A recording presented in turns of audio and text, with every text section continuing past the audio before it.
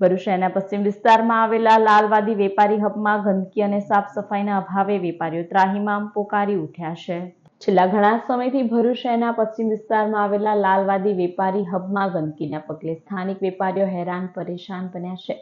આજુબાજુના રહીશો આ સ્થળે મૂકવામાં આવેલ કચરા પેટીમાં કચરો નાખી ગોજવાળો કરી રહ્યા હોવાના વેપારીઓએ આક્ષેપ કર્યા છે। સાથે મુખ્ય માર્ગ ઉપરથી અવિરત વહેતા પાણીના પગલે રાહદારીઓ પણ ત્રાહિમામ પોકારી ઉઠ્યા છે। શાળાએ જવા આવવાના માર્ગ ઉપર વાહનો ફસાઈ જતા હોવાથી બાળકોએ નીચે ઉતરી ધક્કો મારવો પડતો હોવાના પણ દ્રશ્યો સામે આવ્યા છે।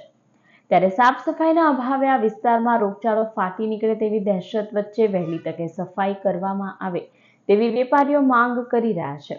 અત્રે ઉલ્લેખનીય છે કે વેપારી હબ લાલવાદીમાં પ્રાથમિક સુવિધા આપવામાં આવે તે અત્યંત જરૂરી છે। હું વોર્ડ નંબર 9 અને 10માંથી ઇસ્માઇલભાઈ બાદનવાલા બોલું છું। અહીંની અમારી સમસ્યા તો તમે જોઈ જ હશે કે આ અહીંની કચરાપેટીમાં લોકો કઈથી નાખવા આવે।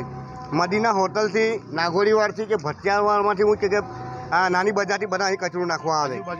હા, ને અહીંયા મરઘીની જે છાટણ ને એ બધું નાખવા આવે તો અમે એમને રોકીએ છીએ ને તો એ લોકો સુપરવાઇઝરનું નામ લે કે સુપરવાઇઝર અમને અહીં મોકલે। વોર્ડ નંબર 10નો સુપરવાઇઝર અરવિંદ છે, તે અરવિંદ માથે લેતો નથી। હવે એને કહે કે તું આવીને દંડ ભરાવ, એ કંઈ જવાબદારી લેતો નથી। અમે કેટલીક વાર પ્રમુખ સરને ફોન કર્યો છે પણ તે બી કોઈ એનું નિરાકરણ આવતું નથી।